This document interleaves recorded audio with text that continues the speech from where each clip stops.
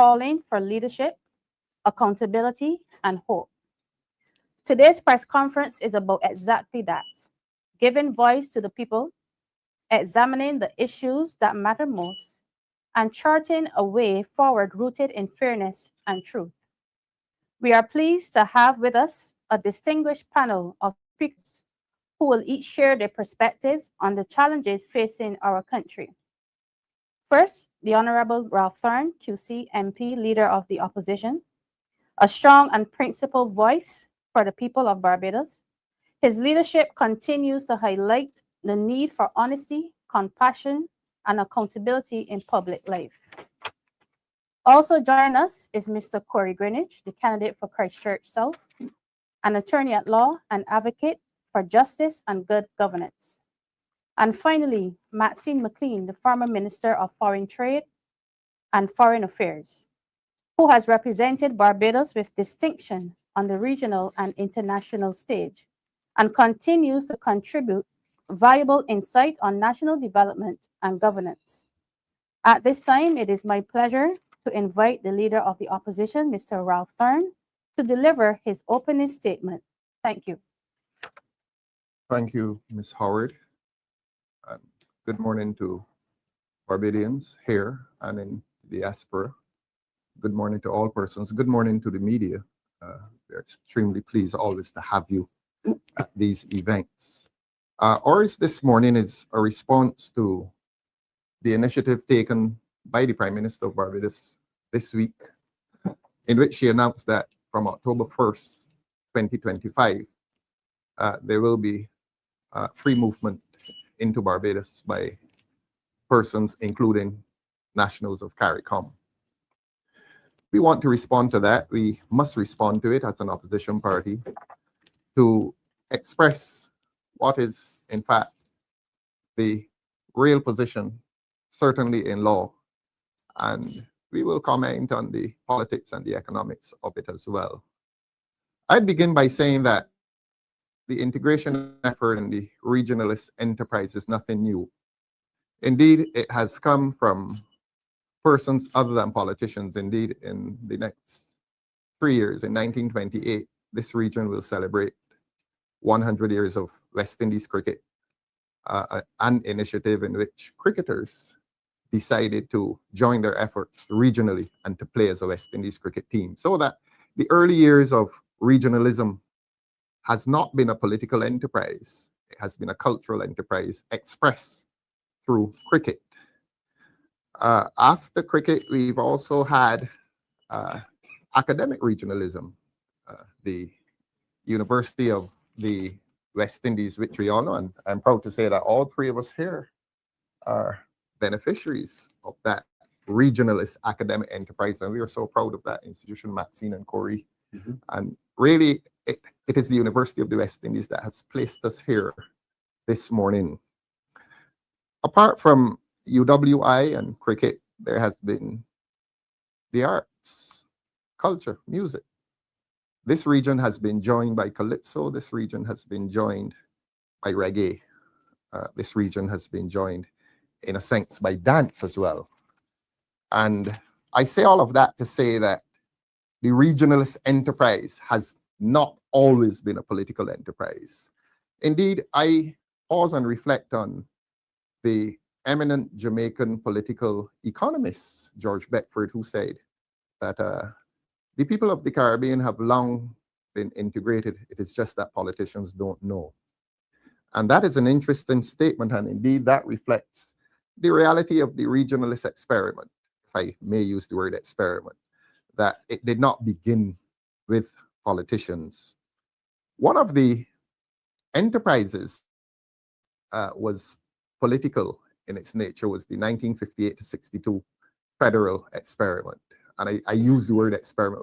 When you use the word experiment, there is the connotation that it may fail or it may succeed. That failed. And one of the failures of the federal experiment was that it was a political enterprise disjoined from the material and economic base. You really were not going to have a successful federal parliament that did not also embrace the economy. And therefore, that exercise failed in 1962, except that 1 decade later, the leaders of the Caribbean, the prominent leaders of the Caribbean, decided to pursue regionalism and to embrace the material base, the material and economic base, and therefore you would have had the birth of CARIFTA, the Caribbean Free Trade Association, of which Barbados was an integral part and a very important part.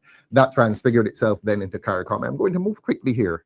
That transfigured itself into CARICOM, which embraced a number of countries, and just about all of the English-speaking Caribbean countries. It's a pity that we use the term English-speaking. That is a way of placing barriers between ourselves, because apart from the issue of language, there is no difference between a man from Guadeloupe and one from Barbados, really. We're all the products of colonialism, except that some of us are the products of English colonialism and some the products of French colonialism. But one day, the Caribbean will cease to describe ourselves according to a language. We will cease to define ourselves according to a colonialist enterprise. So that, in summary, there are 3 aspects of regionalism. One, the arts and the sports, the cultural. Indeed, at one point, we sent a regional team to the Olympics. I think that was in the early 1960s.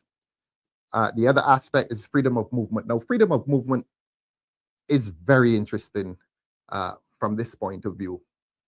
We've had freedom of movement in relation to capital for a long time, in relation to companies. There are companies that for a long time have moved across the Caribbean, and it has not been an issue. But that is the movement of capital. Now, the governments recognize the importance or the phenomenon of the movement of capital. Around 1980, you would have had a lot of these countries passing new companies law legislation, and that companies law legislation would have been harmonized among all of the, well, most of the Caribbean countries. Certainly in Barbados, I think our companies law legislation was around 1982. So you had these governments recognizing and embracing the idea of the movement of capital, the movement of companies across the Caribbean. There was never any great debate, and that is a phenomenon that continues to this day, the freedom of movement of capital across the Caribbean. It becomes problematic for a lot of people when that movement relates itself to people, labor. And people, for some reason, become scared, they become suspicious when labor begins to move. And we've had the movement of labor across these islands for a long, long time. There were parts of Trinidad, there were streets in Trinidad in which you could not find a family that did not have what Trinidadians would have called a foreigner. And certainly here in Barbados, just about every village had either St. Lucian, Vincentian, Dominican, and we would refer to that as the foreigner that lived down the street. So we've had for a long time freedom of movement or movement across the Caribbean, and certainly movement of labor. As I said, it tends to be a problem when that movement relates itself to labor. We want to, at this stage, as a Democratic Labour Party, say that we support the freedom of movement of labor across the Caribbean, and we're firm on that. But in all of these enterprises, the law must still stand for something. And Ms. Motley's initiative this week does not have legal condemnation. There is a principle in law called the rule of law. It's a governance principle which seeks to control the acts of public officials, public figures, governments. Even the government is subject to the law. And that principle expresses itself in this thing we call the rule of law. That even a government that thinks it is powerful, even a prime minister that thinks she's powerful, she is subject to law. She is subject to the rule of law, and her powers are limited. A prime minister cannot exercise unlimited power. And I've come here this morning to say that what the prime minister did earlier this week exceeds her legal powers. This act is tainted by illegality. And I think the government itself recognizes that, because the very law that is intended to be passed, that is the Citizenship Bill and the Immigration Bill, they have gone before they've been laid in Parliament, and they have been referred to a joint select committee. What that means is that in a matter of days or weeks, that committee, that joint select committee of the Parliament, will invite the public to make submissions, to give their opinions as to the law that is intended to govern this initiative. Now, I've invited Mr. Greenwich here, Mr. Comrade Corey Greenwich, to enunciate on the technicalities of that law, so that in a sense he will prepare the public for the submissions that they would wish to make. But I repeat that the Prime Minister's initiative is tainted with illegality. The law does not support what the Prime Minister did this week. What the Prime Minister did was an arbitrary exercise of power. It was a personal political act. The only way in which this becomes legal is if it goes to Parliament. Parliament passes the law to justify and to facilitate and to validate the free movement of these persons as contemplated, and to give persons the right to citizenship. Now, I pause and make a comparison as between what the Prime Minister did and what the US President does from time to time. There's a concept in the American law in which it is called an executive order. It is a power given to a president to, as he has been doing, passing laws and regulations relating to tariffs, relating to immigration. Now, the executive order in the United States has constitutional condemnation. The Constitution of the United States empowers the President of the United States to exercise this thing called an executive order. And he does that because he is head of state. The President of the United States is the head of state. The Prime Minister of Barbados is not the head of state. The Prime Minister of Barbados is the head of government. But the government is subject to the rule of law.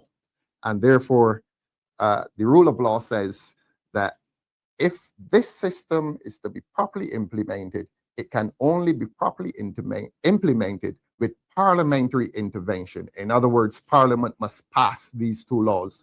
Parliament has not passed these two laws, and what Ms. Motley has done amounts to an arbitrary exercise of power, which the rule of law prevents. She is not the head of state, she is the head of government. And by the rule of law, even the branches of government are limited. And there are two political branches of the government.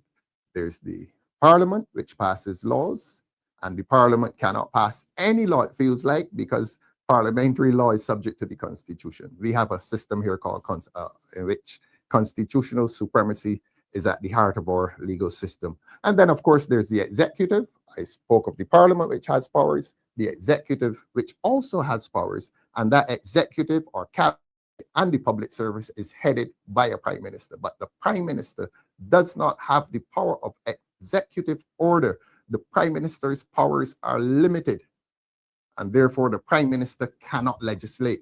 This system needs legislation, and that legislation has been referred to a joint select committee pending submissions from the public, and after that it goes back to Parliament for debate, and both sides will debate it, the government and the opposition, and we shall see what we shall see. But what the Prime Minister has done really invites legal and political chaos. You have a situation in which a Minister of Home Affairs travels to the airport someday this week to supervise the influx of persons into Barbados. That is no more than a casual visit. That had no legal validity, no legal condemnation. That is an ordinary visit that he made up there, and it is worthless in law. These people, if there are any who have traveled in, do not have protection of the law. They do not. the system is not properly in place. 4 prime ministers cannot legislate a system for Barbados further to any convention. And a convention, those of us who have studied international law, a convention is a product of international law. And international law does not become the law in Barbados unless it is embraced by the parliament, unless it is incorporated into local or national law. This convention, further to which they have acted, if it is the product of international law, it is not the law of Barbados unless and until the parliament incorporates it. In other words, unless and until parliament passes those 2 laws. That is according to the principle of dualism. International law is not the law of Barbados until the Parliament of Barbados makes it national law. That's the principle of dualism. So that I want to say, and we want to say as a panel here, that what Ms. Motley has done is no more than a political act that is legally and constitutionally worthless. It is tainted with illegality. It has no constitutional foundation. It has no legislative foundation. It is a purely political act, which now exposes those persons who come to challenge. Not only does it expose those persons to challenge, but it renders doubtful all of the government departments that will participate. Whether it is immigration, BRA, they are now on a frolic of the prime ministers. There is no legal, I repeat, there is no legal condemnation to what has been done. As I said, it is an initiative that needs legislative intervention. That legislative intervention has not come. So that with all that, you may ask the question, well, why? Why has this happened? Why the haste? October 1st, what is so important about October 1st? We know for a fact, I'm not going to comment on the other islands, St. Vincent, Dominica, Belize. They can comment for themselves. Their opposition parties can comment for their countries. What we do know for Barbados, however, is that we're on the cusp of an election. Even if we are not on the cusp of that election constitutionally, the government has done and said enough to indicate that there's an election pending in this country. We refer to that because we're not naive. We fully understand that anything and all that the government does is intended as preparation for that election, so that we will reflect the concerns of the citizenry of this country as to whether this government is using this initiative as a matter that pertains to voting. And I'll state it simply. Are these persons who can gain citizenship after a period of 6 months, Comrade Greenwich? After a period of 6 months, is it intended that they will find themselves on the voting list? Because if you give a man or a woman citizenship, the law gives that man or that woman the right to vote. And here is a government, by arbitrary exercise of power, by illegal exercise of power, purporting to give to these persons the right to vote within 6 months after their arrival. We can only conclude that in an election season, this government intends to insert these persons onto the voting list. Because it is illegal. It is purely political. What other motive can there be? Why this haste? Why is the government, why is the prime minister rushing ahead of the parliament of this country? We can only assume that she's rushing ahead of the parliament of this country with political motive in preparation for an election. And we will resist that. We will resist that. We want to therefore appeal to the various government departments, certainly immigration, BRA, and the other departments, to, well, we can't tell them to be disobedient towards the government, but we will tell them what the law is. And we will tell them that these persons coming at this point in time do not have the blessing of the law. Now, this is not an expression of hostility towards these persons, because we recognize earlier in my discourse that movement of labor has been good for this region. movement of labor has been good for the economies of this region. And we go further and state that none of these islands, none of these houses, none of these rooms, I beg your pardon, in the Caribbean house, whether that room has oil or gold or diamonds, none of them will survive unless there is regionalism. Unless we are united as a Caribbean, we will fail separately, we will fail individually. And that's the position of the Democratic Labour Party. This Democratic Labour Party has a proud association with the regionalist movement. As I said, CARIFTA, CARICOM, all the regional initiatives have been supported by this Democratic Labour Party, but we don't wish to reduce it to a partisan exercise.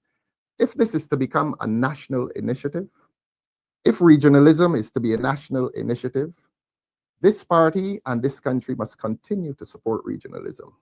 What this party will not support and what this country must not support is a breach of law, a breach of the rule of law, a situation in which a prime minister rushes ahead of a legislature, of a parliament, and acts arbitrarily to implement a system that is tainted with illegality. And that is where we are today.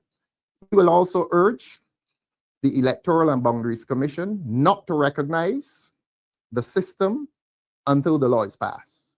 As I've said, we are urging BRA not to recognize the system until the law is passed. We will urge the Immigration Department not to recognize the system until the law is passed. I say that subject to the rule of law, and I will repeat that the rule of law is a principle of governance which seeks to limit the powers even of a government which believes that it is all powerful. No government must and can act arbitrarily in the exercise of its political power. This is a naked and raw political act without legal validity, and the citizens of this country must resist it. As I said, I've invited a former distinguished Minister of Foreign Affairs. Ms. McLean is known for many good things in politics and academia, and comes with a maturity that has been admired across this country and across this region.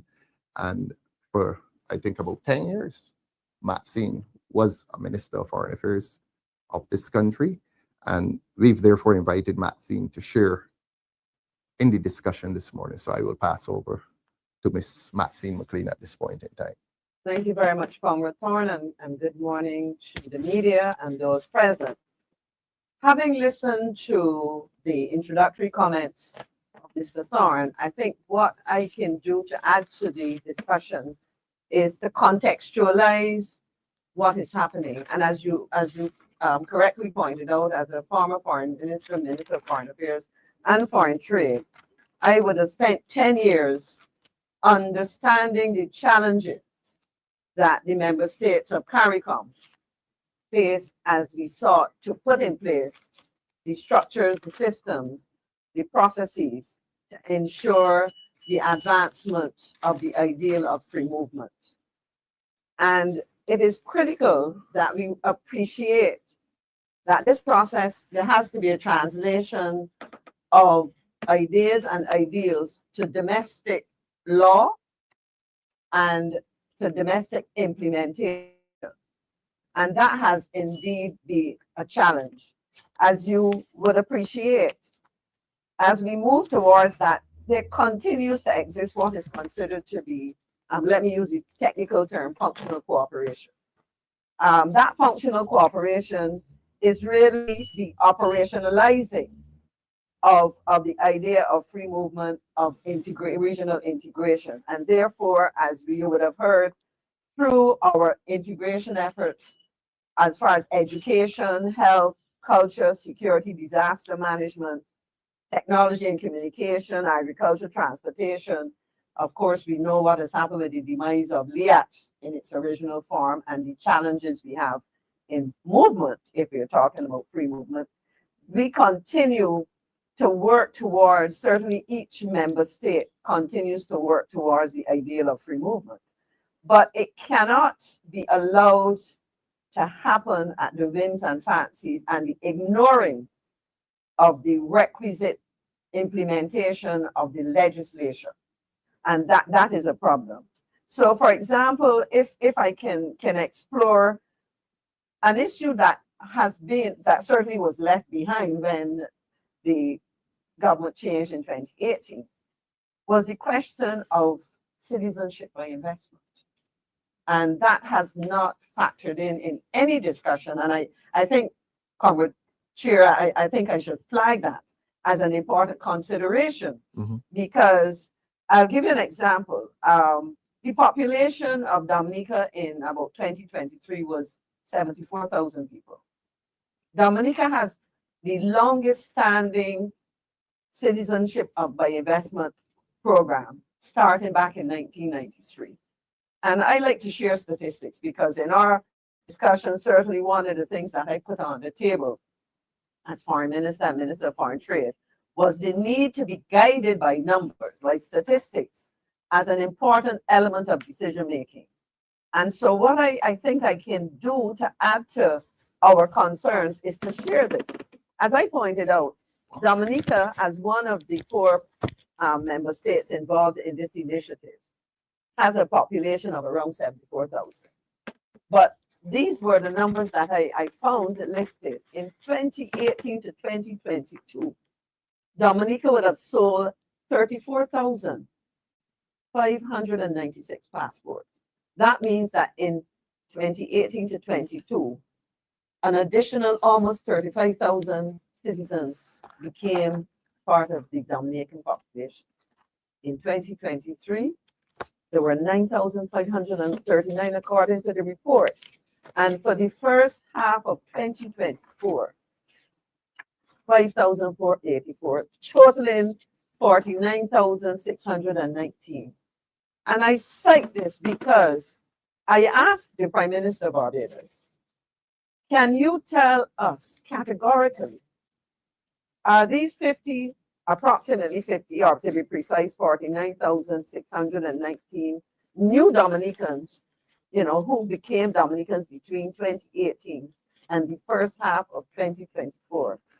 Are these persons included in these arrangements?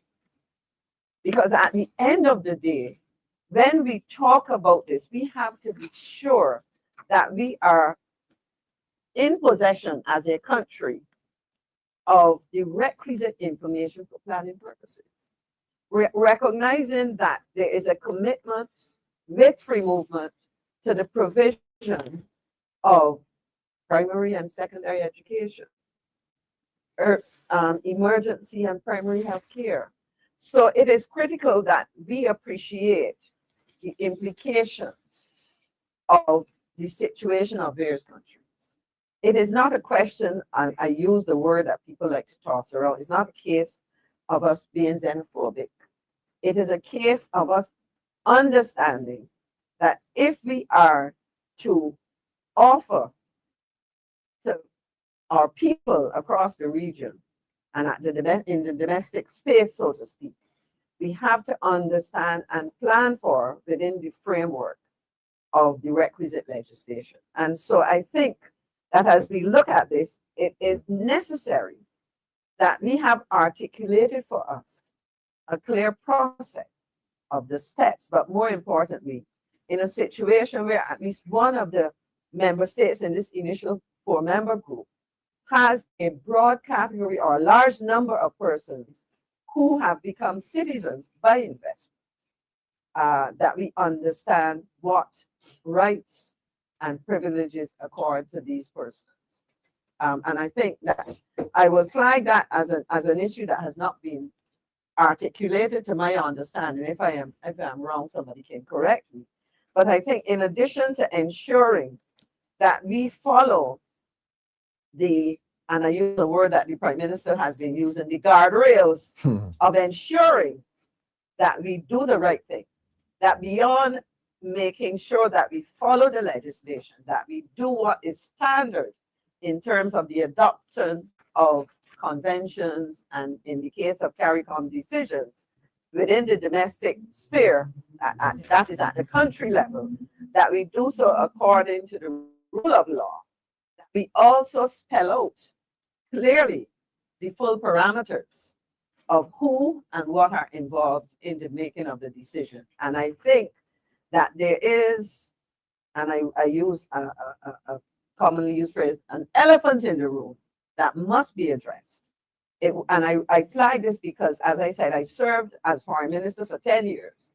And this was an issue that was not resolved because within a number of member states, we have very active citizenship by investment. And when you look at the numbers, and I cite Dominica because Dominica is one of the parties in this four-country arrangement, clearly, if you look at the statistics I cited and you extrapolate from that what must be the case of a system that has been in place since 1993, you are talking about citizens with, who, according to one of our regional leaders at the time we discussed this, were not contemplated under the revised Treaty of Chaguaramas. And so I flag that because that now complicates things. Mhm. And I think I can pause there and have people, as we engage in this discussion going forward beyond this press conference, that we discuss that as a serious elephant in the room. Thank you very much, Ms. McLean. We have, as I've said, invited the public to participate in this discussion as they are so entitled to do when the Joint Select Committee of Parliament advertises by the public media that those hearings will begin. And you'll be entitled, I believe, to make written submissions. And you will also, I think, be invited to make oral submissions in the Senate, as is normally the case. We've therefore asked Mr. Corey Greenwich to come along and to prepare the public for that discussion, by himself looking at the two pieces of legislation which will give validity to what the Prime Minister thought she was doing and which the Prime Minister does not have the power to do so. I turn now to Mr. Greenwich so that he will look at those pieces of legislation, look at the salient portions of those legislation with which the public should be familiar. Corey? Thank you so much, Opposition Leader. Good morning to the press that are present, and certainly good morning to the Barbadian people. As has been said here this morning thus far, the legislation that is required to undergird any initiative with respect to the free movement of people is still before the House of Parliament, and specifically it is before the Joint Select Committee on Governance. As the opposition leader has mentioned, that then at some point within the next few days or next few weeks will afford the public the opportunity to either written submissions and in some cases oral submissions to make with respect to the provisions of that bill or those bills. It is our duty, therefore, as the opposition, to properly educate the Barbadian people. I think we are in an era where we're subject to fancy speeches and all sorts of flowery language. But I think that we are at the stage where the Barbadian people are smart people and they understand what is happening around them, and they are prepared to make submissions and to make contributions towards whether they are in favor of or whether they are against what the government is doing. So my job this morning, ladies and gentlemen, the viewing public, is to review and take a look at some of the salient points of both these bills. I say both these bills because the public discourse thus far, and certainly within the Prime Minister's address on Tuesday evening, only address the immigration bill, only address what she anticipates will be the provisions of the immigration bill. There was no mention of the provisions of the citizenship bill. So I want to say that again. Thus far, the public discourse has only been with respect to the immigration bill and not mention of the citizenship bill. But both bills have been introduced to the House of Parliament. I will therefore start with the immigration bill.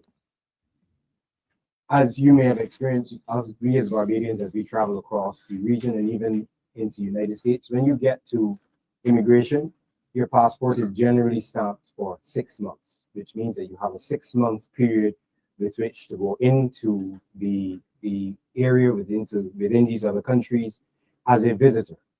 It does not allow you to work in these territories. If you were to go into another Caribbean territory as it is now, that is the law, and you needed to work, you would have to, under the laws of that territory, apply for a work permit. That is currently the law in Barbados. Despite we are at October 4th, that is still the law in Barbados. Any CARICOM national that wants to come to Barbados, even between October 1 and now, gets stamped as a visitor because the laws have not been passed, and would be subject only to work and stay in Barbados by a separate application to the Immigration Department for a work permit.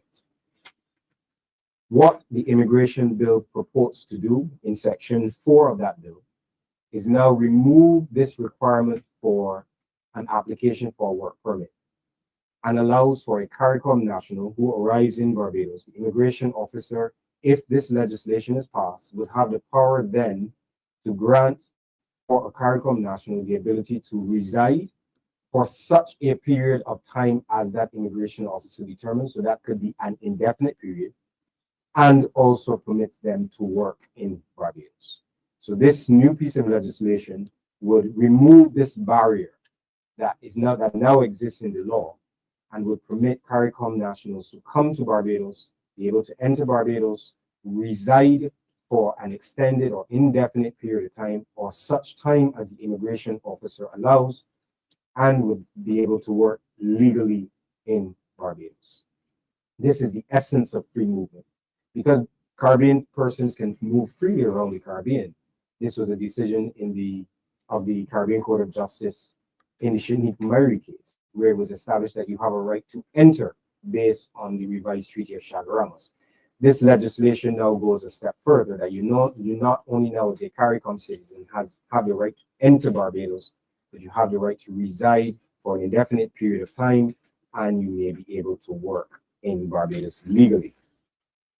This bill also goes a step further because it also permits persons who are not CARICOM nationals to also enter Barbados. In section 5 of the bill, enter Barbados, and the immigration officer can also grant residency or permanent residency to a person who is not a CARICOM national. So if you are American, if you are from the UK, if you're from Australia, if you're from Afghanistan, it does not matter.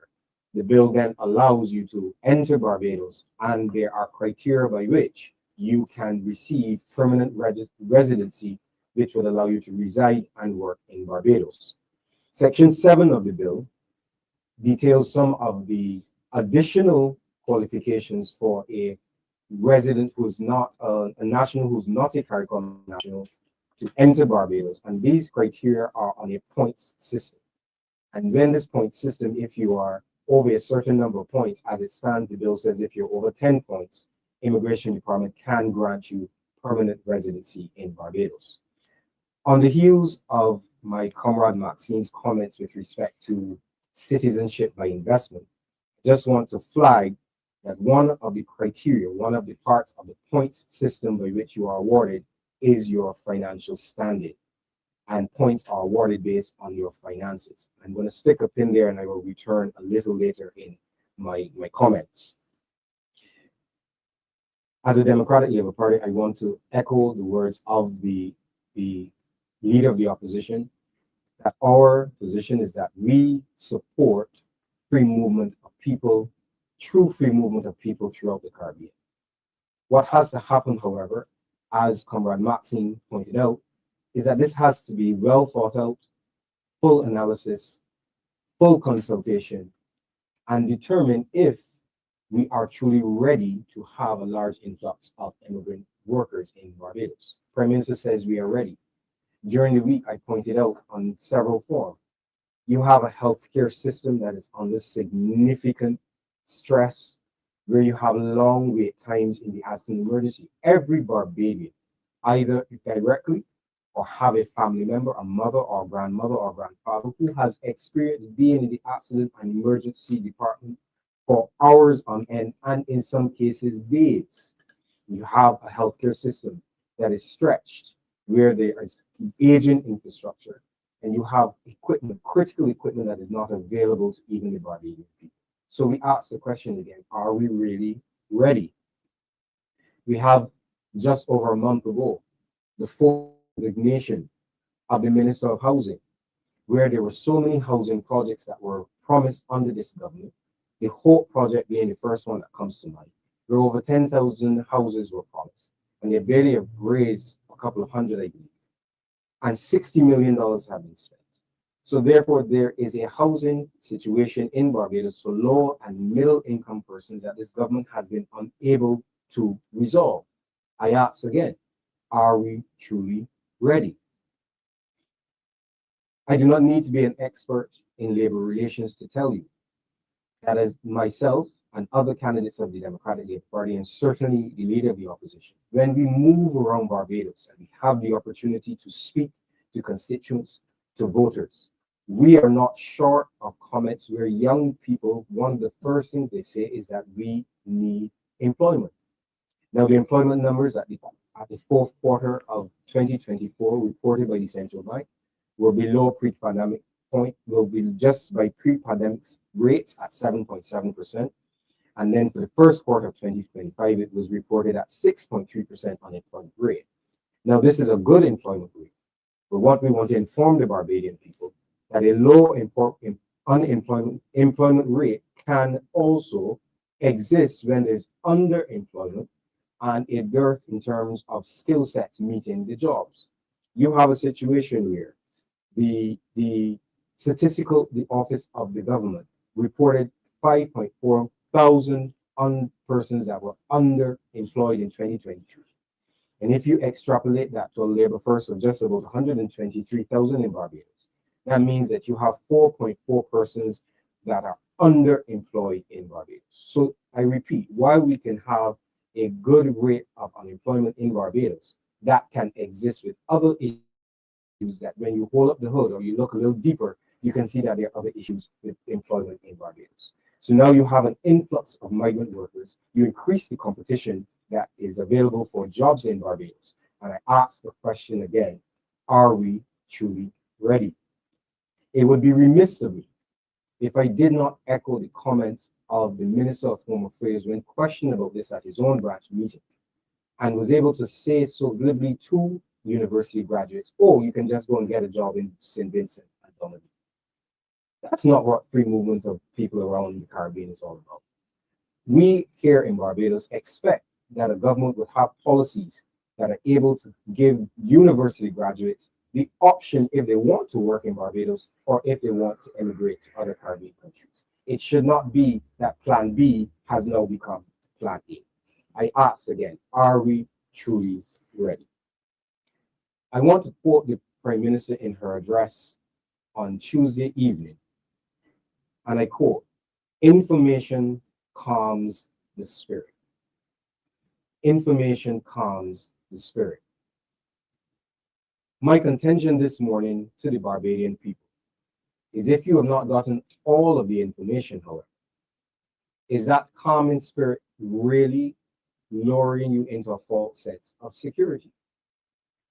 On the backdrop of that, I want to discuss the citizenship bill, because in the address, 32 minutes to the nation on Tuesday evening, there was no reference to the provisions of the citizenship bill, and I want to look at those now.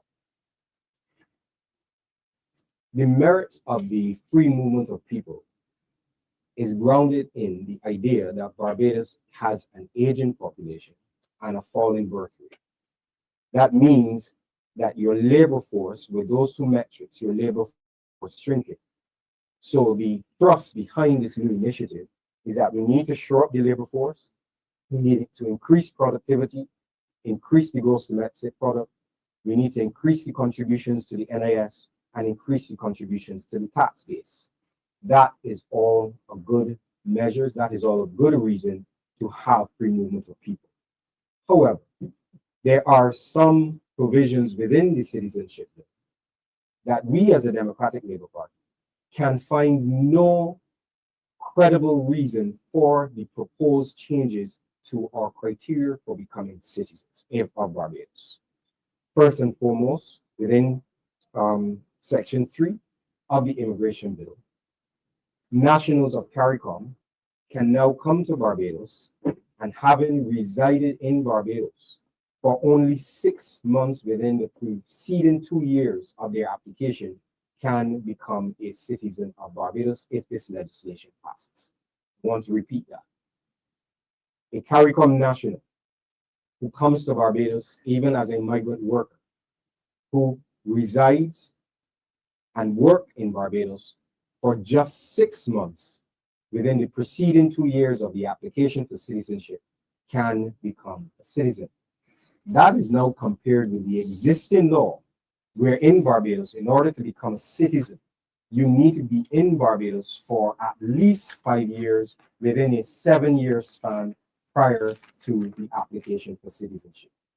This is in line with all of the other Caribbean countries, where in Trinidad and Tobago, it's the same thing, a 5-year stay within a 7-year period. In Jamaica, it's 4 years. In Guyana, it's 5 years within a 7-year period. And even within those legislations across the Caribbean, you need to demonstrate that you had 12 months prior to your application, that there was no break in your residency. So Barbadians, I want you to understand the drastic change that the citizenship bill is making. We are moving from a law, or we are proposing to move from a law which requires that CARICOM nationals need to reside in Barbados for at least 5 years within a 7-year period in order to apply for citizenship. The proposed bill goes a bit further. It is now extended not just to CARICOM nationals, but to citizens of any other country who come, reside, and work in Barbados now can apply for citizenship just after 9 months within a 3-year period of being in Barbados. That's 9 months for any citizen across the world. This bill proposes to drastically change the criteria by which persons can become citizens of Barbados, from what is a standard 5 years across the Caribbean to a mere 6 months. We as the Democratic Labour Party have been unable to find any good reason for the implementation of such a measure. And the Prime Minister has not offered any reason. Actually, the Prime Minister has not addressed the citizenship bill at all. I want to point out one other piece of legislation, and that is the legislation that governs our voting rights in Barbados, and that is called the Representation of the People Act. In that act, the criteria by which you can vote in Barbados, and I want to be very clear about this morning because there has been some public discourse and some public confusion. There are only 2 criteria by which you are allowed to be registered as a voter in Barbados. 1, you must be a citizen of Barbados. And as the present law has it, if you have permanent residency, you must be in Barbados for a minimum of 3 years. And you must demonstrate that you have been living in the constituency within the preceding 3 months before your application. Only through 2 ways that you can be registered as a voter. I say that to say because there has been some public discourse that once you have an ID card, the Trident ID card, you can vote. I want to be clear, that is not the law.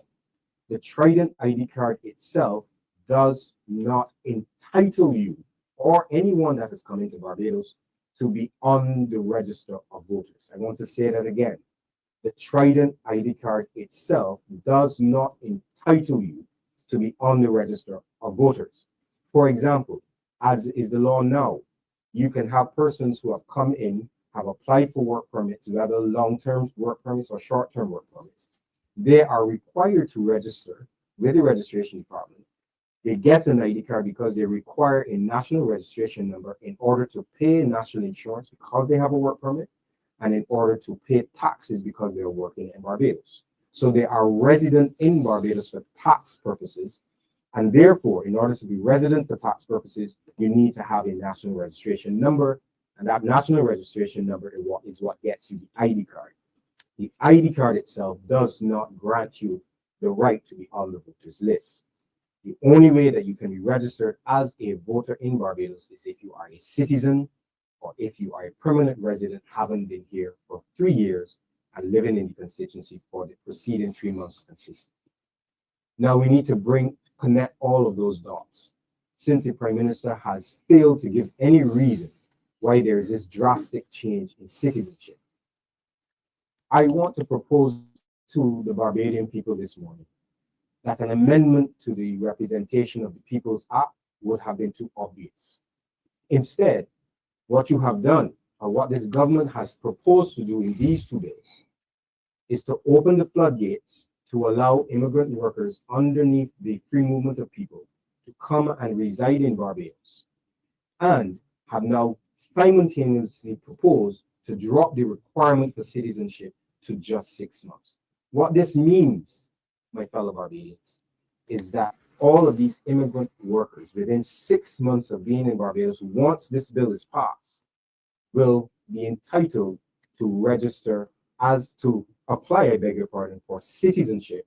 And once that citizenship is granted, then they have now fallen into the first criteria of being eligible to be on the voters list. I want to connect those dots very carefully. You have the free movement of people, where immigrant workers are now allowed to come in Barbados indefinitely and work in Barbados indefinitely. And having been here for a mere 6 months, they are now eligible to apply to be citizens of Barbados, and then be eligible to go on the voters list. Those that have entered on October 1st, this is not the law as yet. So there's no retroactive movement. When the law passed, I believe that is when the 6 months will start. But this now opens the floodgates for a government that is going to have an influx of voters on our voters list. This is not innuendo. This is not hyperbole.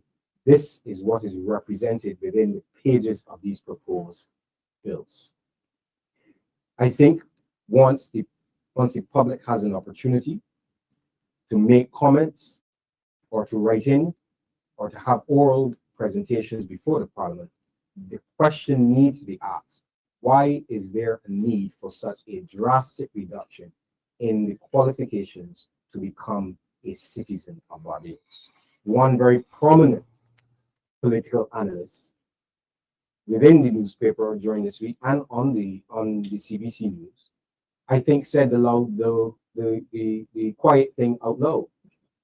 He actually said, based on his studies within Antigua and Barbuda, because of their citizenship requirements, there was an influx of persons into that country.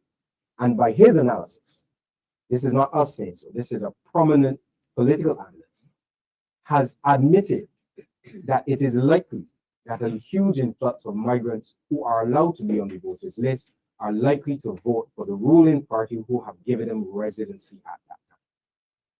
I will go a step further to say that an influx of immigrant workers throughout the Caribbean and an influx of permanent residents from across the world are also likely to repose their vote into persons who are popular across the Caribbean and have international status. We need to ask the critical questions. Why is the citizenship bill being brought to Parliament? Why are the criteria for being a citizen of Barbados being dropped from 5 years all the way down to 6 months in the instance of CARICOM nationals and 9 months in the instance of other nationals? I will make one final point before I hand back over to the leader of the opposition. Comrade Maxine, in her discourse, made a very, very critical analysis of citizens, some 34,000 plus within Dominica, that have acquired citizenship by investment. The Prime Minister, in a previous address, made it very clear, and I will quote her: "We will not sell citizenship." But I have combed through this legislation, and the Prime Minister is correct. There is no citizenship by investment in any of this legislation. But sometimes you have to connect the dots beyond what is on the surface. Remember, I mentioned I will stick a pin where you have permanent residency that can be awarded to international citizens through their financial standing. Also in that bill, also in that criteria, also within the present bill, the minister is given the power to move the goalposts.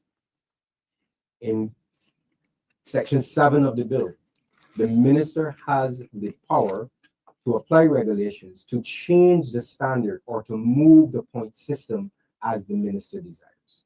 So if I connect the dots and you have persons who are getting points for having high net worth individuals that are getting points, a minister of government then has the autonomy and has the discretion to move the point system. One would say that you have now opened up, or you remove the guardrails, Comrade Maxine, for a minister at the women fancy of a minister to allow persons with high net worth to have an advantage to come into Barbados. And then you add that to the citizenship bill, then they can have citizenship within 9 months. I believe that these are critical questions that have to be asked of this government. Our job here this morning is to educate the persons. And I believe at this time we will give an opportunity for the press to ask any questions. But I thank you for the time, Comrade. Most welcome.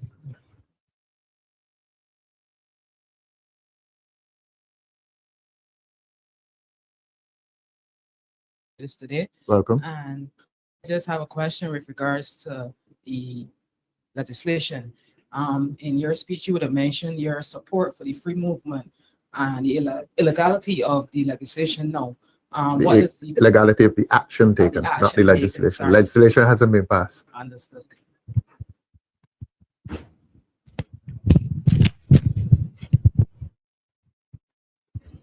Correct. What does the party itself propose to, achieve both of these targets, the legality of the bill itself and, to merge the free movement together?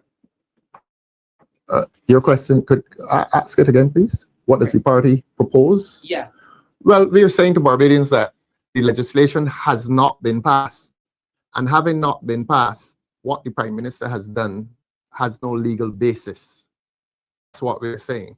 And you would have heard me say that the various government departments, if they go about to function further to the legislation, that their function is also without a legal basis. And I think the department's concern would be the Electoral and Boundaries Commission, for one, the BRA, and the Immigration Department, that they have no legal basis on which to function because the Prime Minister had no legal basis on which to function. In other words, the system is not properly in place. A system can only properly be in place under public law when the law has been passed by Parliament. The law has not been passed by Parliament, so nothing is in place. These people who are coming are casual visitors, and they cannot be registered under a system which needs to be legislated.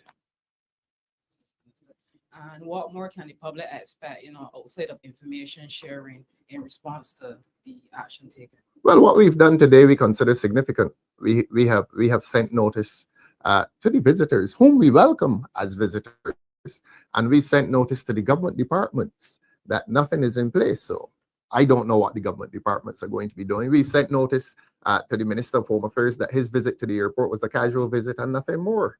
And we've sent notice to the Prime Minister that she's not an emperor, that she cannot issue an edict in an event or in an instance where you need legislative intervention to give legitimacy to a law. This law does not exist. So we sent out notices to everyone. Thank you, Mr. Turn. You're most welcome. I Carlos Sabo Nation newspaper. Welcome. I'm just curious, what is the DLP's position on these bills? As in, do you welcome it passing with amendments, with changes according to what you have specified here? Would you still like to see these bills passed and still see people from CARICOM come into Barbados and live and work? Let me reiterate that the party supports freedom of movement of labor. I've said to you that we certainly have acknowledged the freedom of movement of capital. In fact, you're from the nation, and the nation represents the movement of capital. The nation is a Trinidadian company operating in Barbados. There are several Jamaican and Trinidadian companies operating in Barbados, and they have been undisturbed, so that we've had the freedom of movement of capital, money across the Caribbean, unhindered, untroubled. And we've all rejoiced at that because we want jobs, we want to see economic activity, which is spurred by these companies. But you cannot have the freedom of movement of capital unless you have correspondingly the freedom of movement of labor. And we have always supported the freedom of movement of labor, because these economies will grow only when there is genuine integration, when there's the regionalist effort steps up. We have succeeded on the basis of regionalism. I pointed to cricket, I pointed to music, I pointed to the University of the West Indies. Hopefully the Caribbean Court of Justice will extend itself beyond the 4 countries. And I've said, and it is the position of this party that has a history of involvement, not only involvement, but a party that has a history which is associated with the origins of Carifta and CARICOM, that these islands, these countries, because Guyana is not an island, that's a country, these countries will not progress, they will not survive individually. Regionalism is an imperative for these Caribbean countries, including Guadeloupe, Haiti, the French and the Spanish former colonies. All must be a part of the regional enterprise.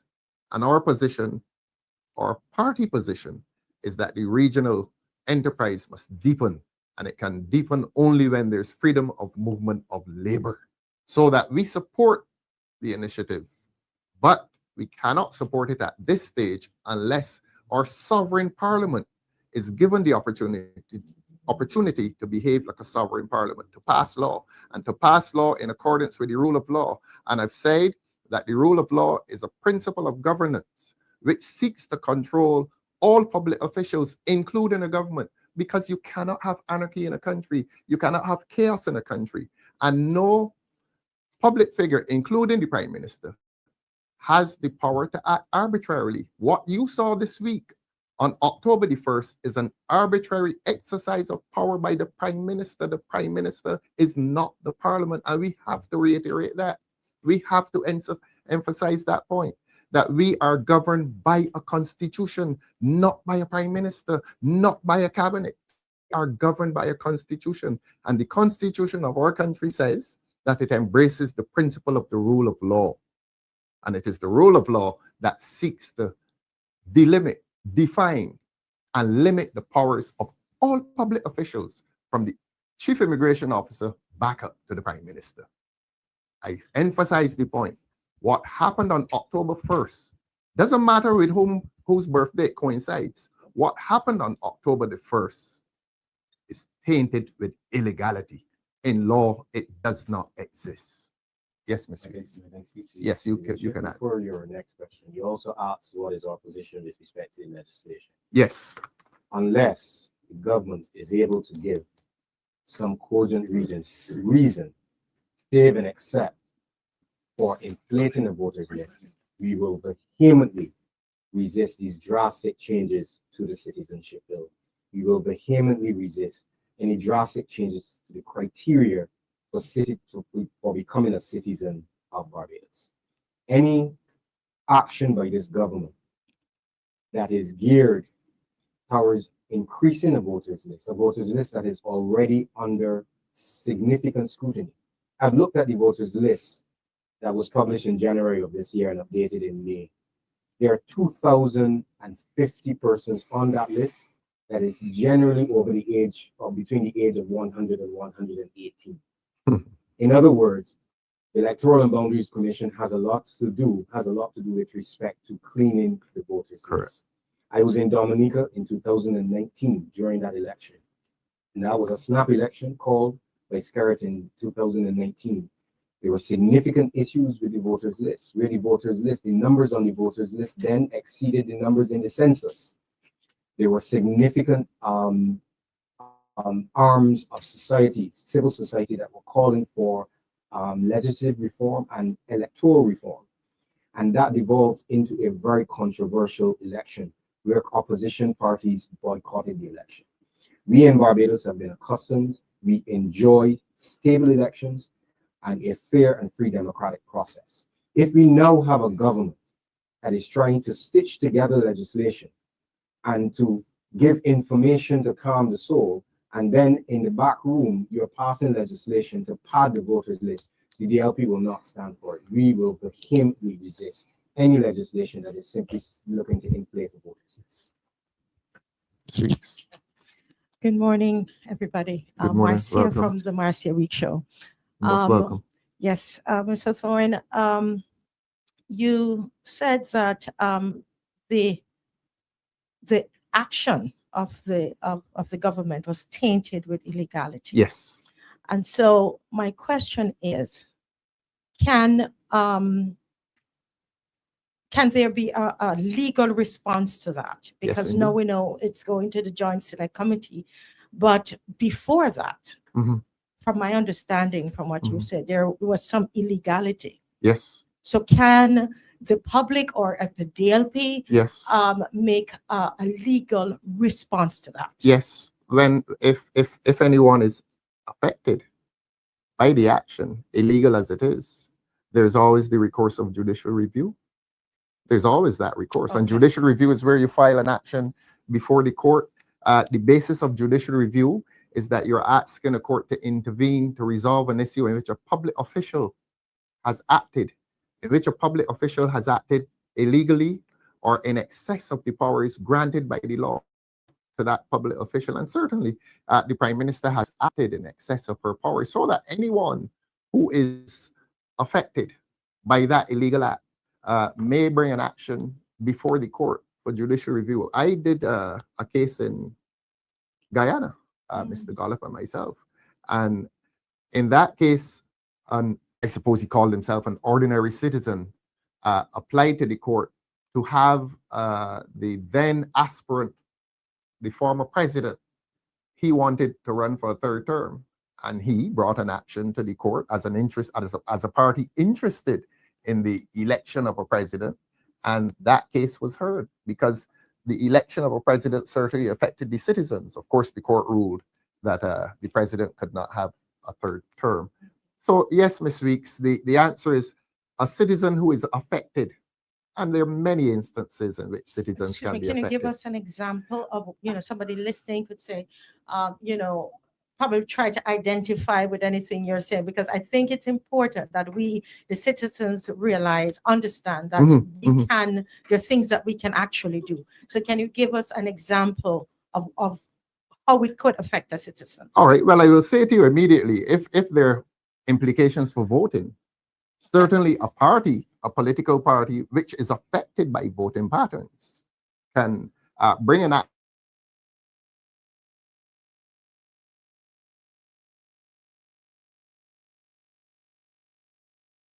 on the voting list, or in respect of whom it is intended to register on that voting list, because October 1st begins the period of free movement. According to this government, we say it is illegal, so that if the government counts from October the 1st until 6 months thereafter, we can, as a political party, bring an action to have the court declare that that person or those persons are not legally registered for the purpose of voting. Thank you. Anyone with an interest that is affected, That's how the law functions. The law gives protection to persons who are affected by the acts of public officials, and the Prime Minister certainly is a public official, so that the acts of a Prime Minister, the illegal acts of a Prime Minister, are subject to judicial review. And judicial review means the courts, the intervention of the courts. We'll be inviting the court to intervene, because the powers of a Prime Minister are not superior to the functions of a court or the powers of a court. And that is something we continue to be so concerned about, that the Prime Minister elevates herself above the other branches of the state. The principle here is the separation of powers, that we work in a system in which powers are separated between three arms of the state. The judiciary, as you know, adjudicates on all legal matters. The Parliament passes law, and the Cabinet governs the country from day to day. Not one of those three arms of the state is superior to the other. The only entity that acts with superiority is the Constitution, because all acts of those three arms of the state are subject to the overarching power of the Constitution, not even the president. The president does not have powers superior to anyone else. The Prime Minister does not have powers superior to anyone else. This is a case in which the Prime Minister is exercising power that is superior to that of the parliament. And we want to emphasize the point that the power to pass this law resides exclusively with the parliament. Please, media, understand that the power to pass this law resides exclusively with the parliament.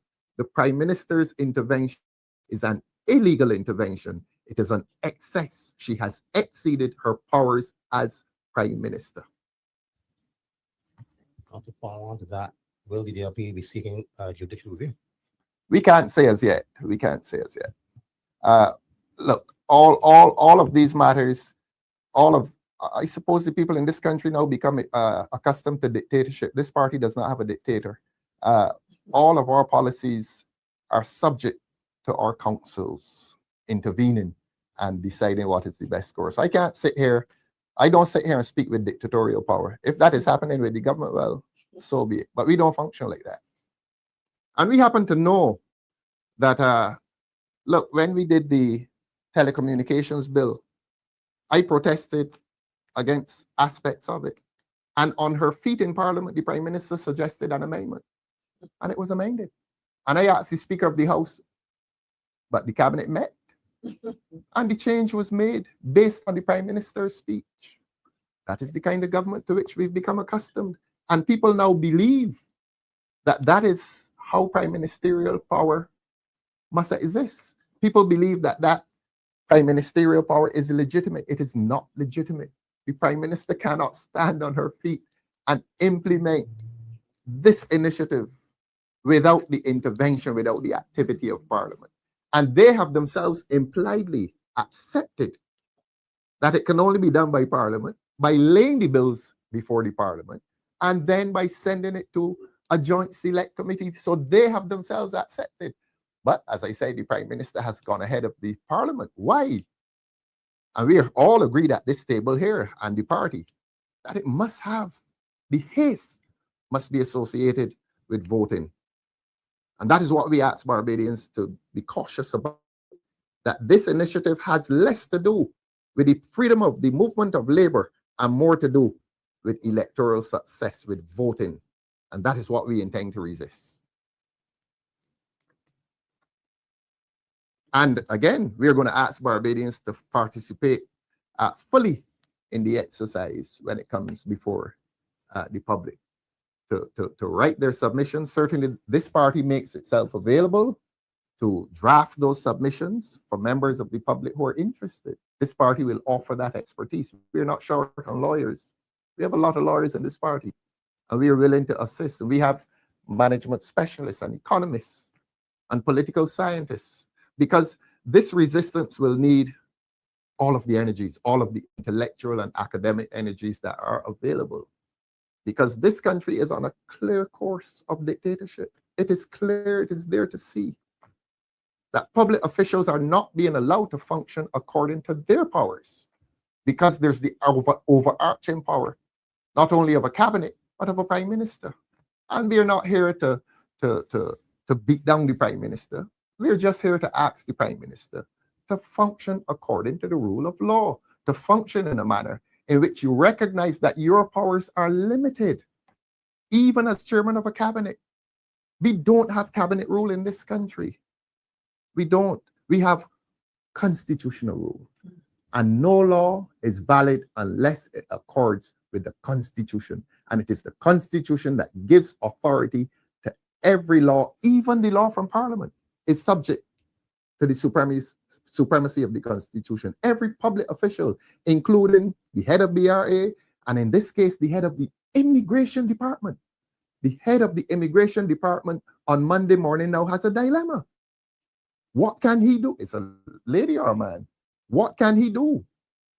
Can he or she now register these persons? Can he or she now start to calculate dates leading to 6 months? No, he cannot. He cannot do that because the law has not been passed. So we are going to caution the chief immigration officer not to function in excess or in breach of the law. If the prime minister is in breach of the law, please allow the prime minister to be alone in breaching the law. But we are asking the government departments not to contribute to the breach of law that has been committed this week. One of the concerns you mentioned was the inflation of the voters list. Mhm. Outside of this, are there any other specific concerns you have with regards to the drastic changes in the citizenship bill? No, I think that's the major concern. All of the mechanisms in terms of all of the reasons why free movement of people is part and parcel of the revised Treaty of Chaguaramas, and why we are in support of it is because of the labor, all of the reasons that we've said before. What we cannot find is a reason why you need to reduce the requirement for citizenship down to 6 months. That would be a complete outlier to all of the other Caribbean countries. Even the United States, you go into the United States, you get stamped for 6 months. You know, if you stay there beyond that 6 months, you're getting kicked out. You know, even when you have a green card in the United States, it could be some 8, 9, 10 years before you can apply for citizenship in the United States. What is so significant in Barbados that there needs to be this almost gallop, This rush, yeah. a rush? Yes. And remember, I said, and I want to repeat it, amending the representation of the People's Act Mhm. would have been too obvious. Mhm. 2 criteria to get onto the voters list: a citizen or permanent resident that has been here for more than 3 years. Now, what you've done is that you changed the citizenship so that these people can get onto the voters list. So to answer your question, that is the major concern. And I'll speak directly to the media. Do not understate this concern. It is a major concern. You heard the numbers that Comrade Maxine quoted in respect of Dominica. You're talking about significant numbers. Almost half the population. And almost half the population of Dominica. And when you even go back to the article of the popular political analyst who said the quiet thing out loud, I suspect he will regret this article in months to come. Mhm. When you look at he even went down to the granular analysis that even depends where these people are located. So you have a situation where you may have marginal constituencies in Barbados, and you just need to put them there. a few hundred people within the constituency. It is manipulative, it is dishonest, and I will go as far as to say that it has the potential to destabilize our democratic process. I want to say that it has the potential to destabilize our democratic process. And for what reason? So I encourage the public to ask, go on your social media, go on your Twitter, go on Instagram, and ask the Prime Minister to return for another 32 minutes, and in this time, give you all of the information such that your spirits can be calm. And do not leave here unless you understand that we are not being hostile to our neighbors. No. We are embracing our neighbors. Yeah, and we understand, and it is our position that we continue to be interested in regionalism as a means towards prosperity for all of these islands. And we do not support manipulation, electoral manipulation. That is our fear here. And we're not going to criticize the other islands. There's a convention, and we have a Minister of Foreign Affairs, former Minister of Foreign Affairs here. We are not going to intervene by way of criticism into the other islands. They will sort out their business, but we have our business here to sort out. And we are resisting illegality at this point. And while we resist that illegality, let us emphasize that we support regionalism. We support the integration of these islands. We support a system in which these islands will one day become the United States of the Caribbean. The United States of the Caribbean. And if there's any good that the United States has done for the world, it has taught the world how to integrate, because a New Yorker has less in common with a Texan, and a Barbadian has more in common with a Jamaican. Let me repeat that. Within this region, we have more in common with each other than the people in different states of the United States have in common with each other. New Yorkers and Texans, New Yorkers laugh at Texans. There's the cultural divide between the North and the South, which has its origins in the Civil War. And Middle America, but they are united. When they say USA, they derive pride from that. One day we will say USC, and we will derive pride from that. So this party considers that the the regionalist enterprise is unfinished. It's unfinished. We recognize that CARICOM has survived for 50 years. It has had its difficulties, like West Indies cricket, it has had its difficulties. But the virtue is that it has survived. And we want the regional movement to survive. We will do nothing as a party to undermine the regional movement. And this Democratic Labour Party remains committed to regionalism. What we will not support is electoral manipulation in this country. We will not speak for Dominica or about Dominica or Belize or St. Vincent. They will deal with their problems. We have a problem here. We have a problem in which a government acting through a prime minister is acting illegally. We have that problem. That's a local problem. And it is our job and our duty to sensitize Barbadians to what is happening in this country. That we are seeing in broad daylight the exercise of dictatorial prime ministerial power in which a prime minister is stepping beyond the bounds of parliament, stepping beyond the bounds of the executive and making law and telling Barbadians that October 1st is of some significance for the freedom of movement of labor into this country. It cannot happen. It will not happen, not as long as there's a constitution. I don't want to go on too long, but you know what's the other problem? Is that we moved from Westminster status to Republican status. And we have not carried along with that move a Republican constitution, except only insofar as I always say presidentialist amendment.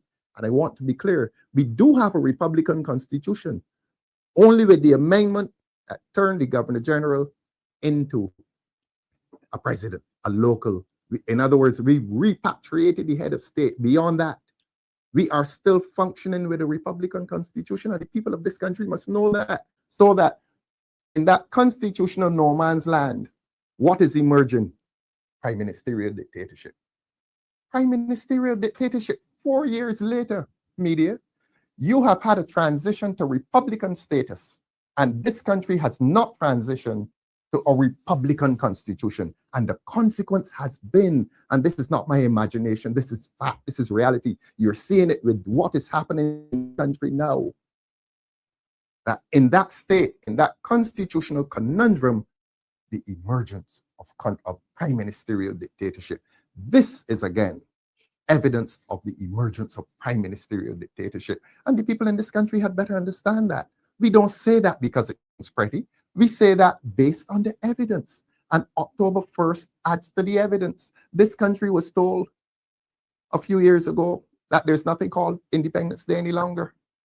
That it was going to be called Barbados National Day or something. Although we had received an earlier promise that Independence Day would not be disturbed. They disturbed it. Prime ministerial dictatorship. You better believe it. It's happening right here in this country. And it is the duty of this Democratic Labour Party to sensitize the people of this country to what is happening to and in our country. And to let there be a consciousness that there must come a time when the people resolve to change it. And if the next election is not going to be about the influx of visitors, certainly it will be about Barbadians becoming conscious that all that the government does is not good for the people of this country. It's not good for democratic traditions in this country. And that we need a return to democratic traditions. And who is angry about that? Let them be angry. We're angry too. And there are large amounts of people in this country who are angry about what is happening. If I might, Yes, please. Thorin, I just wanted to share another example in relation to the question posed by Marcia. Because I would argue, and you can tell me, you gentlemen who are the lawyers here. Don't worry about this. By her actions in advance of the passing of the legislation, is the Prime Minister in effect disadvantaging citizens of Belize, Dominica, and St. Vincent and the Grenadines? Because if somebody comes into Barbados on a or false came promise on the 1st, and the legislation has not been passed, they effectively cannot pursue their interests. That's right. And therefore are being disadvantaged. That's and right. I think that's a practical example of what. Thank you, ma'am. And that is absolutely critical. Yes. So in essence, you are deceiving these persons. Correct. That things are in place. And this was the question that we have been posing from the beginning. Yes. What are the processes to be followed? Yes. And the first process is to put the legislative framework in place. Precisely. Thank you very much. Ma'am, what's your name? Dominique Toppin. Dominic, welcome. Barbados today. You're most welcome. Carlos, that's it? Yes. Marcia, anything else? All right. Dominic, Carlos, Marcia, thanks very, very much for coming. We really appreciate it. We depend on the media, the fourth estate, to get the message out. Yes, always welcome. And thank you to Barbadians who watched us here and in the diaspora. And indeed, thank you to all Caribbean people, our brothers and sisters across the Caribbean. This Democratic Labour Party takes the position that we support the free movement of capital across this region, and we also support the free movement of labor across this region. But we want to do it recognizing the sovereign rights of each country. And certainly we recognize the sovereign rights of this Barbadian polity that must give to the parliament the freedom and the opportunity to pass law to secure the rights of all of our brothers and sisters who will come into this country in future. Thanks, Corey. Thanks, Maxine. It's been a pleasure. Have a good day and God bless you. Thank you very much.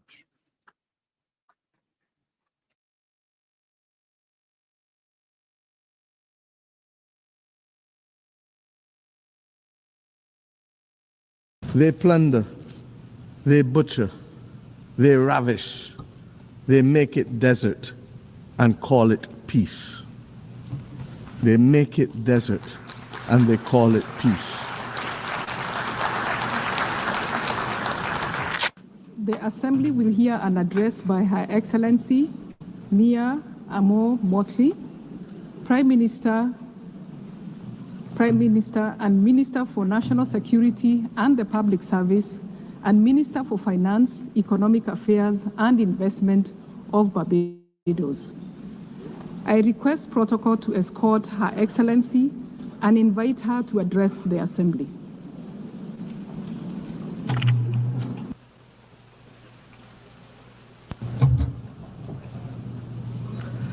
Thank you very much, Madam President, Excellencies, distinguished ladies and gentlemen.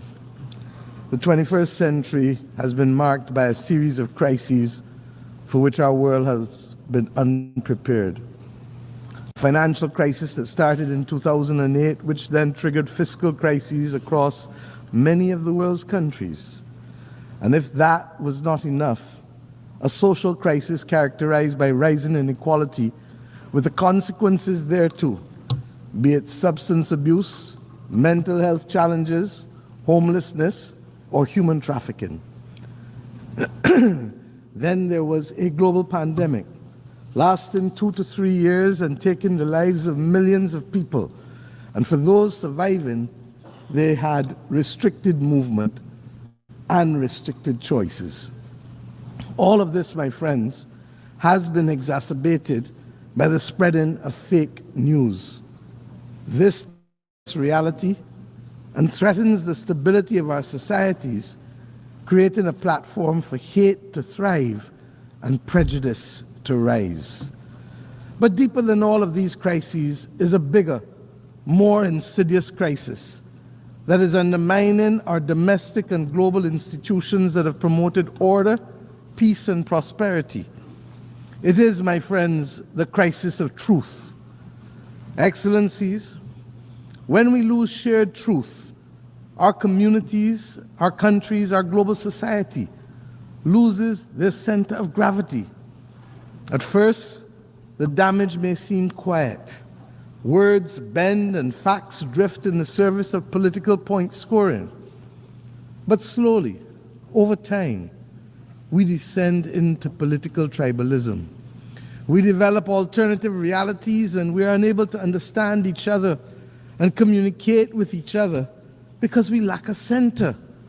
Then we grow suspicious of each other. In the absence of truth, trust deteriorates. And we see it all around us, in global forums, and indeed on the blocks and in the communities in our own countries. Trust between neighbors, trust between the governed and the governing, trust in our instructions, trust in our social order, trust in our health systems, trust in our global rules governance structures. It all seems, in the words of Chinua Achebe, to be falling apart.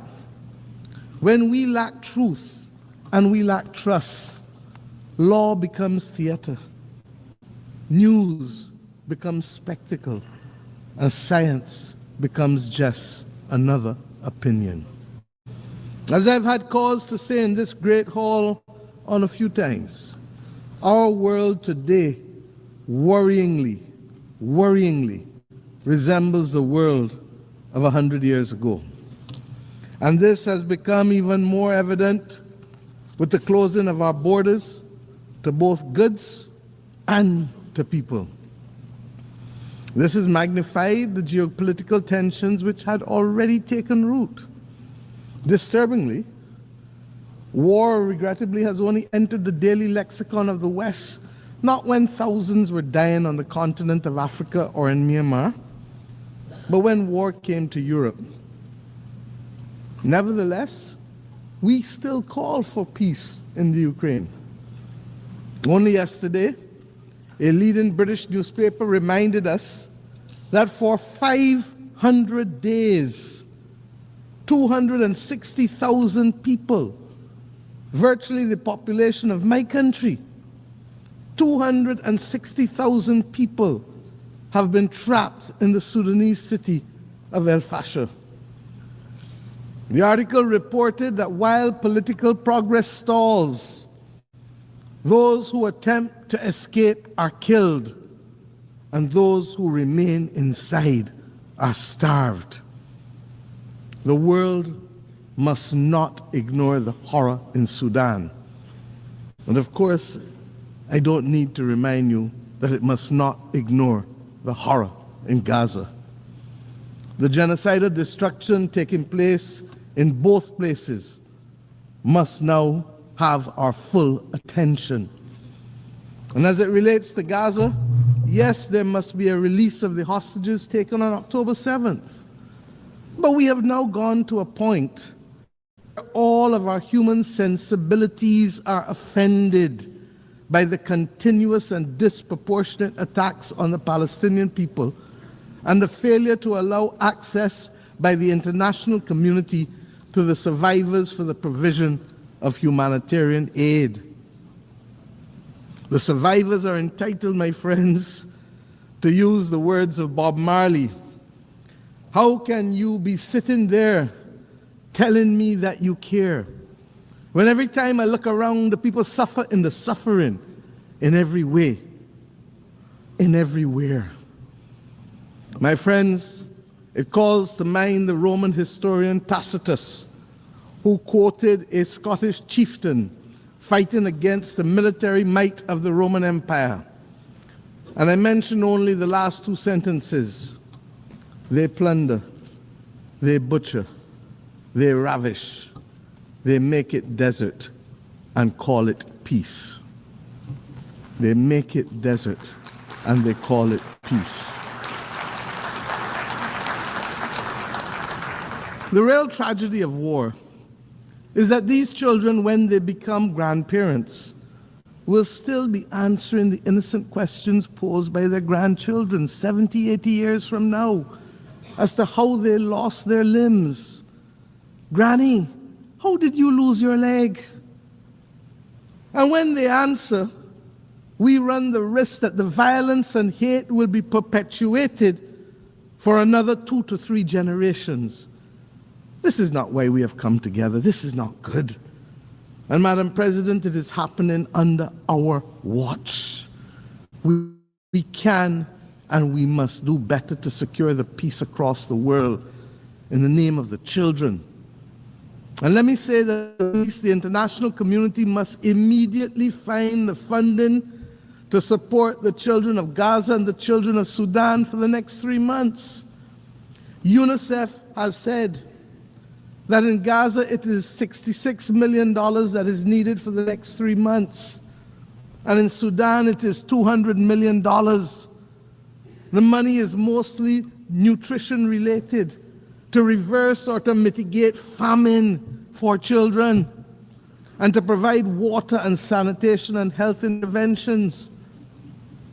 And we should note that there have been multiple disease outbreaks, including cholera.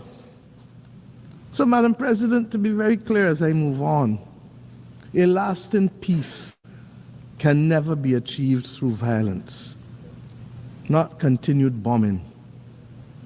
It can only be achieved through justice as our guide and dialogue, talking. And lest we forget, where others are seeking to build the peace and to preserve humanity in Gaza, as we saw, the international community must not condone the bombing of those states who look to facilitate peace.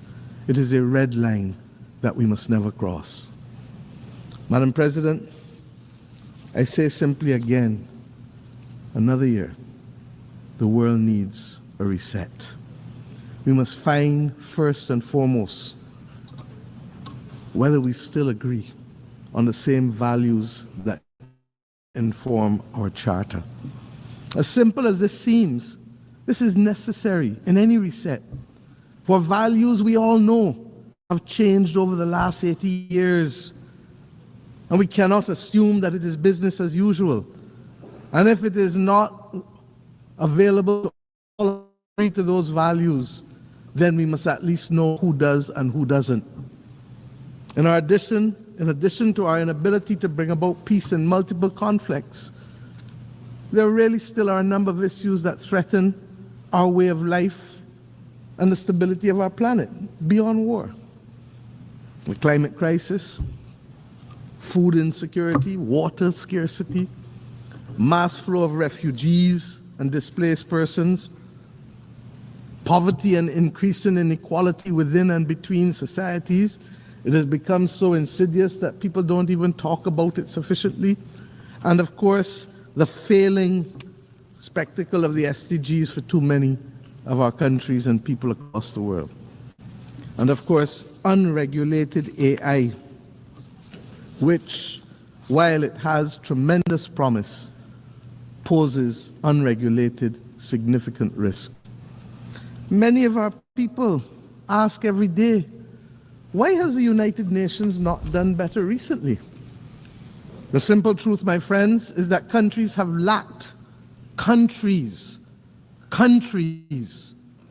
have lacked the political will to live by the Charter and to do what is right for humanity. Countries of different sizes, capacities, and cultures can only survive in this world in which we live if we maintain a rules-based system. It is no different to what we have to do in our own countries to maintain and protect the vulnerable and the weak.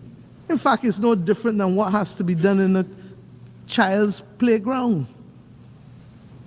The rules-based system is what protects us from bullying and from rogue behavior. Our charter was designed to promote compassion, equality, fairness. And this is why it is imperative that we maintain a rules-based system. I speak as a leader of a small country. Our future is placed at risk unless we preserve this rules-based system. The law of the jungle does not guarantee any of us a future on a livable, or indeed doesn't guarantee us a livable planet.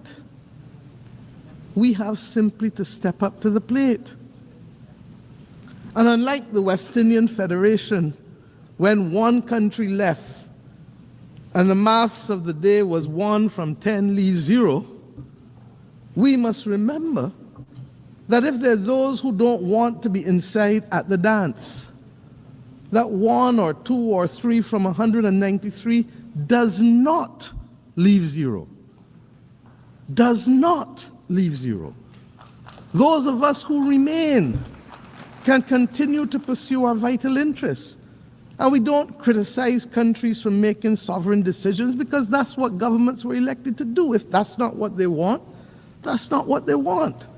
But let us get on with the business and protect our vital interests of preserving a rules-based system, to strengthen us, to build peace, to allow us to better face challenges from climate to pandemics to unregulated AI, and generally to build a better life for our people. There is no doubt that there is a case for efficiency gains to be made in this United Nations institutional framework. We know that. But once we finish the efficiency gains, member states who want or need a rules-based order must put their money where their mouth is. If we are to be protected by a rules-based system, then we must step up to the plate and provide the funds to bridge the gap, to deliver the results that we desire. We must move from short pants to long pants and understand that we can no longer complain about the absence or behavior of a country and not ourselves be prepared to make wrong things right. It is as simple as that. And believe me, the arithmetic is not bad. It is within each of our reach to reach there, to do it. And let us remember the Aristotelian principle: equality among equals, proportionality among unequals. My friends, and while we contemplate the multiple crises, let us also not despair, because there are some things that have worked for the benefit of our people in the last few years. We now have, globally, a historic pandemic agreement that was adopted to make the world equitable, more equitable, and safer from future pandemics. A full appreciation of this will only come when the next pandemic hits us. We have agreed to the Seville Commitment on Finance, which seeks to fulfill the promise of the SDGs, and which, even though the funding has not been fully identified, has mainstreamed a number of financing concepts that were simply not taken into account a decade ago. Debt swaps, natural disaster clauses, or what they call climate resilient debt clauses. These are the things that we advocated in the Bridgetown Initiative. We have committed also as a world, last year here, to an ambitious global action plan to combat antimicrobial resistance. And what does that have to do with any of us in here? I've said repeatedly, this is the silent slow motion pandemic of the 21st century and threatens to reverse a century of